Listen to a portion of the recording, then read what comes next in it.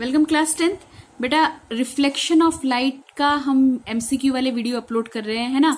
तो इसमें मैंने एक बहुत इंपॉर्टेंट टॉपिक आज उठा लिया है आपका कॉन्केव मिरर के थ्रू जब हम रिफ्लेक्शन करते हैं तो कुछ केसेस हम पढ़ते हैं। 6 केसेस हम पढ़ते हैं ना, है ना, कि ऑब्जेक्ट को हमने पी और एफ के बीच में रखा या कैसे हम देखो इस तरह से मैंने एक डायग्राम बना लिया। ऑब्जेक्ट को हम सबसे पहले कहाँ रखते हैं, पी और एफ के बीच में रखते हैं। इमेज कैसा बनता है, वर्चुअल इमेज बनता है, एनलार्ज बनता है, बिहाइंड द मिरर बनता है। बस एक यही केस है जहां पे जब हम एफ और पी के बीच में रखते हैं तब जाके हमारे पास इमेज कहाँ बनता है, पीछे बनता है, इरेक्ट बनता है, वर्चुअल बनता है ना। अच्छा, उसके बाद हम कहां पे रखते हैं, ऑब्जेक्ट को कहां पे रखते हैं, फोकस पे रखते हैं। इमेज कहां पे बनता है बच्चों, इन्फिनिटी पे बनता है, रियल बनता है, इन्वर्टेड बनता है। बाकी सारे केसेस में रियल एंड इन्वर्टेड इमेजेस ही बनते हैं, ठीक है। फिर हम सी और एफ के बीच में हम ऑब्जेक्ट को रखते हैं। इमेज कहां बनता है, इमेज हमारे पास बनता है बियॉन्ड द सी बन जाता है इमेज, ठीक है। एनलार्ज बनता है, रियल इन्वर्टेड बनता है। सी पे रखोगे तो इमेज सी पर ही बनेगा। Equal to the size of the object बनेगा, रियल बनेगा। भैया देखो मिरर से इधर बनेगा तो रियल बनेगा, मिरर से पीछे बनेगा तो वर्चुअल इमेज होगा, और वर्चुअल के साथ इरेक्ट लग जाता है ना, ठीक है। बियॉन्ड सी रखोगे तो साइज क्या हो जाएगा, इमेज का छोटा बनेगा साइज में, है ना। और अगर हमने इन्फिनिटी पे पोजीशन ऑफ ऑब्जेक्ट समझ लिया तो कहां पे बनेगा, फोकस पे बनेगा, और साइज में क्या बनेगा, छोटा बनेगा। तो ये कुछ केसेस हैं, है ना। अगर मैं इसको टेबलाइज करूं तो टेबल बना लो और टेबल फटाफट से याद कर लो। हाँ जी बेटा जी, ये देखो टेबल बना हुआ है, यहां से टेबल आप देख के याद कर सकते हैं, इसका स्क्रीनशॉट ले सकते हैं या लिख लो इसको अगर पहले वाले वीडियो नहीं देखे।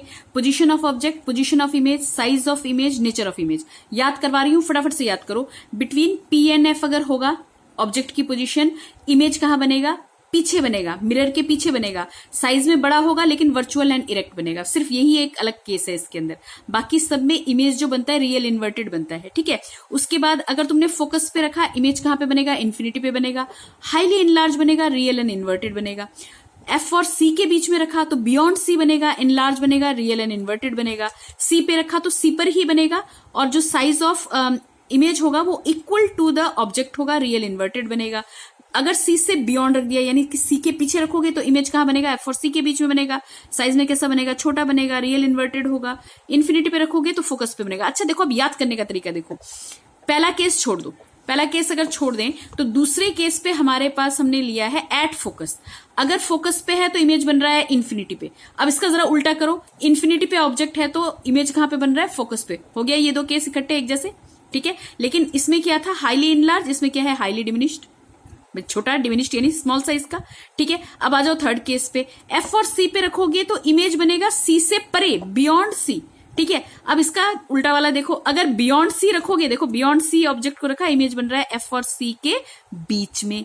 हो गई बात समझ में। और अगर सी पे रखोगे तो बनेगा ही कहां पे, सी पे। तो ये टेबल को याद करने का तरीका है, शुरू के 3 केस याद कर जाओ, ठीक है। उसके बाद तो बाकी केसेस का उल्टा हो जाएगा। ओके जी, अब आ जाएं अपने मेन काम पे आ जाएं कि हमें करना क्या है। तो बच्चा पार्टी, पहला क्वेश्चन है, हमें रियल इमेज चाहिए कॉन्केव मिरर से, और जो लार्जर देन द ऑब्जेक्ट यानी कि इमेज का जो साइज होगा वो लार्जर देन द ऑब्जेक्ट होगा। व्हेन ऑब्जेक्ट इज, जब हमने ऑब्जेक्ट को कहां पे रखा होगा।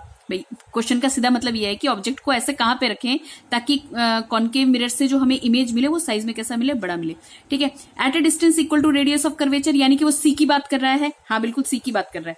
देखिए मैं ऐसा क्यों बोल रही हूँ, क्योंकि वो कह रहा है कि at a distance equal to radius of curvature. तो भैया रेडियस ऑफ कर्वेचर का मतलब वो सीधा कहां पे बात कर रहा है, सी पे। तो सी पे अगर ऑब्जेक्ट रखोगे तो इमेज कैसा बनेगा, इक्वल साइज का बनेगा, ठीक है ना। तो at a distance less than the focal length, focal length से कम पे बात बनेगी ही नहीं हमारी, फोकल लेंथ से कम पे बात नहीं बनने वाली, ठीक है। हमारे पास क्या हो जाएगा, between focus and centre of curvature. Yes, focus और सेंटर ऑफ कर्वेचर के अगर हम बात करें तो डेफिनेटली।